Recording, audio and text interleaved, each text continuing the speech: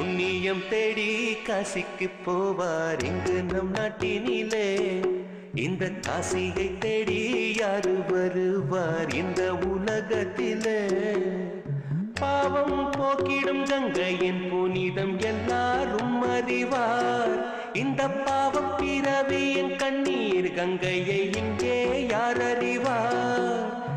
தெய்வத்தை தேடி பக்தர்கள் கூட்டம் ஆலயம் செல்லுதடி.